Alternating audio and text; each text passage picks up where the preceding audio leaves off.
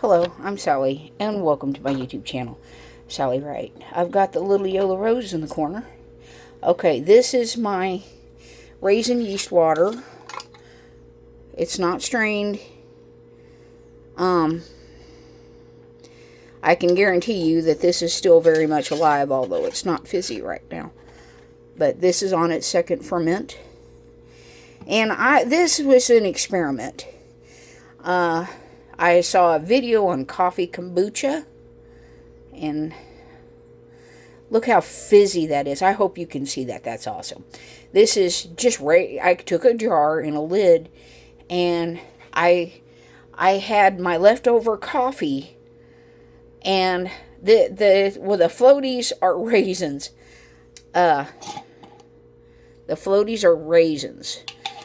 I use raisins that are outdated. They're kind of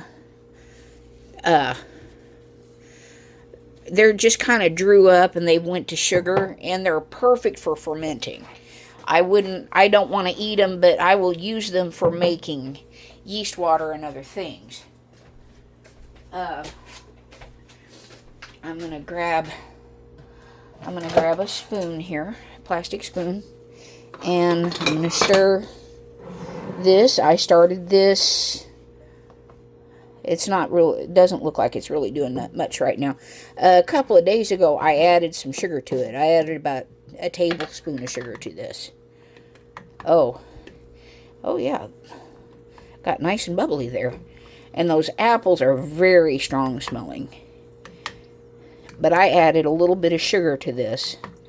I want to try to make vinegar out of this. And I stir this maybe like a couple of times a day to keep the apples well mixed and wet. And they float to the top, and sometimes the top apples can actually mold. And I try to stir them before it gets to that point. But as the fruit ferments, it's less apt to happen. It can still happen, but the more fermented it gets, the less apt it is to mold. So, this is a little fizzy. I actually tasted this. It almost tastes like apple wine. It's a little carbonated, and it's definitely boozy, and the apples just have a strong smell to it. Let me get this where it's a little better centered. And let's see, what day did I start this? I'll have to look at my notes. But anyway, within the next week or two, it'll probably be about a week. And a lot of it just depends on how strong you want it and how well it's doing. But I did add sugar to this. I added maybe like a couple of tablespoons of sugar to it. But this is just so funny. It's raisin yeast water, coffee, and a little bit of red wine vinegar. It's store-bought. It's not homemade, but I mean, this is the fizziest thing I've ever made. It's just so funny. And I love experimenting. It doesn't mean I'm going to drink this, but it's just so funny. It's just the fizziest thing I've ever made. I hope you can see those bubbles coming up. And the top is just like fizzy. The top is just like, almost like a foam. It's so fizzy. And it was just leftover coffee in a clean jar. Raisins. Oh yeah, I added a couple of tablespoons of sugar to this too. And raisins, and then about a tablespoon of my yeast water here.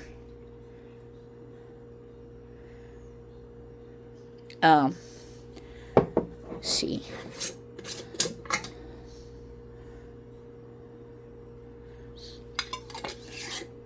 And this is starting to lose some of its boozy smell, so it will start to turn to vinegar soon. But this is just so funny. I just thought I'd show you.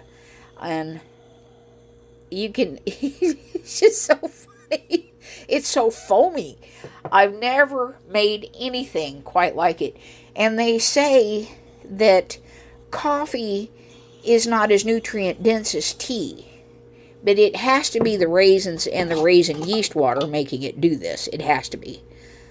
It's just, it's fizzier than a soda. Or about as fizzy as a soda. And that's just regular coffee. I mean, the cheap stuff I get. So, and it's not the pure coffee. It's not like it's an organic pure coffee. But it's, I mean, this is Folgers coffee. And I'm like, well, I'm going to try it. Worst it can do is not work. And I have yet to grow a natural mother. Now, one time I added vinegar to it. I've got another video where I put it.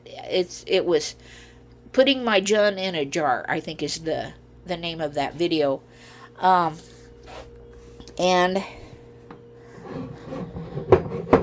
get this stirred up. There's a few little bubbles in there. It's not really very active right now, but I think next week, I want to make sure it's at least 30 days old before I start the second ferment. So, and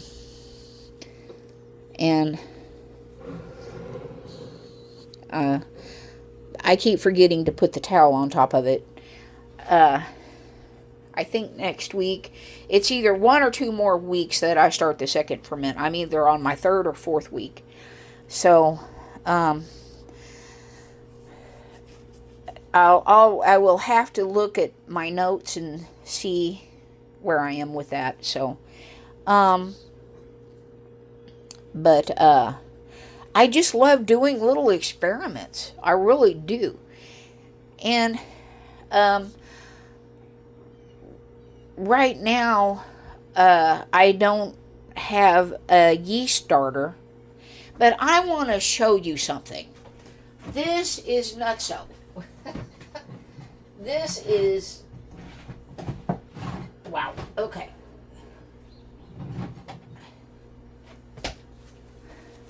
I'm not worried about it going to waste because these are my babies. These are dehydrated sourdough starters. Let's see. I try to make one. This is one of the older ones. I think this one's Naomi.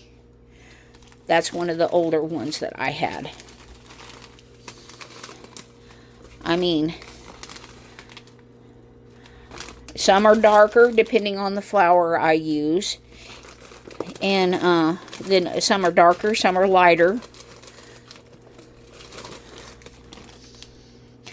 And all these will take. As long as they stay clean and dry. You don't get them wet or they don't get dirt in them. I keep them in plastic bags and in a container. Like that. All that is sourdough starter. And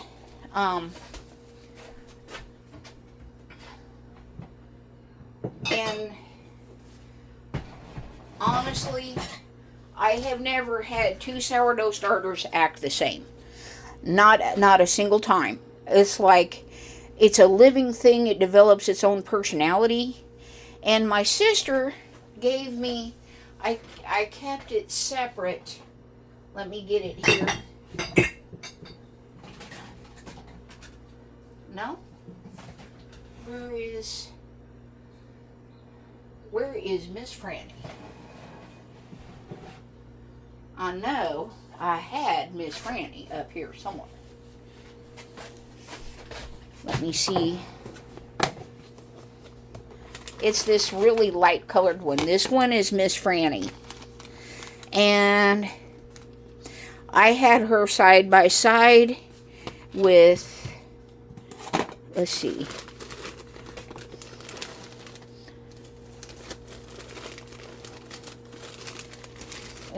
let me get,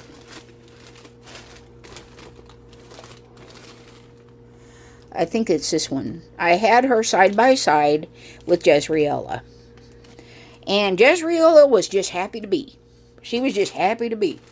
And she would raise and fall every day. This one took 2 days. This is the slowest sourdough starter I have ever had. I can tell because this one's a much lighter color. This one was a sourdough. This was a San Francisco sourdough starter. My sister ordered a kit, and I took a couple tablespoons of it after she got it going. And my first day with her, I fed her just like I did Jezreela, and she named it Francesca. And the first day I fed them, everything was great, everything was fine. The next day I checked them, and Jezreela was just happy to be bubbling up, all bubbly and happy, and doing its rise and fall. And there was not a single bubble in Francesca. So I decided to nickname her Miss Franny, because she's got an attitude and she's always fashionably late. And the next day, on the third day, she finally had some bubbles in her, and I'm like, oh, good. I thought I killed her. But I found out there's just something about her. She needs actually less sourdough starter and more flour and water for her to eat. Then I finally got her to blooming every day. After I learned that little trick, that's when she started in. But I nicknamed her Miss Franny because she's fashionably late all the time. And the first couple times I actually fed her, I thought I killed her. There's not a single bubble in her. I killed it. And so I'm like, I killed it. I tried so hard, but I killed it. And some of that I don't know. They say that San Francisco sourdough starter is milder, less. It has a much milder flavor, and it does take longer for an SF starter to really take off. So, but a lot has happened, and when you've got other things to do, these little projects just kind of take a back seat. You've got other things on your mind. And I've lost many ferments, many little projects I had going on simply because we had other things to do. And I'm not talking trivial things. I'm talking family things. I'm talking taking care of an elderly, sick loved one. Or, when you go visit a family member in the hospital every day, after a loved one gets sick, you're mentally in another place. You're not taking care of your little projects at home. So, and I've got plenty of backups, and there's more than one way to skin a cat. There's more than one way to make a sourdough starter. There's more than one way to make a fermentation.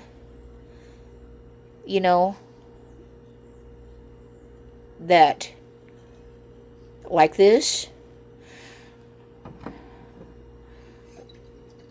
or like this, they're, and fermentations are just one thing. Um, so, uh, well, you've got better things to do than sit here and listen to me yak all day, and I've already spent more time on this video than what I thought. But, I mean, if you lose a ferment, if you lose a sourdough starter, if you lose a batch of vinegar you got going, it's not the end of the world. Yes, it's something that you have personally put your time and effort in. You have personally tried to take care of it, and yes, it can be a little costly when something doesn't work out. But there's more important things than this. There's life happens with or without your ferments. So we have loved ones to take care of. We have things to do that's more important. We have things to do if you're religious. And a lot of people aren't religious. A lot of people don't believe in God. But yes, the things I've been through and the things I have personally witnessed, yes, I do believe in God, and I do believe a better day is coming. Not everybody believes that, and I don't want to get all Bible beating and because I've done that before, but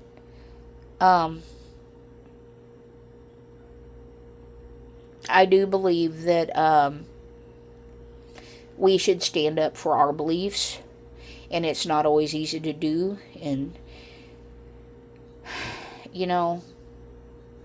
Romans 1:16, I'm not ashamed of the good news of Christ, or Gospels of Christ. I'm not ashamed. I'm not ashamed to say I believe in God. So I'm going to get off of here, and you have a wonderful day, and take care. And yeah, you're looking at my towel. I actually need to, it's got some stains. This has stains in it, so I got to change out towels and put that one in the washer. So you have a wonderful day, and we'll talk to you later. Bye-bye.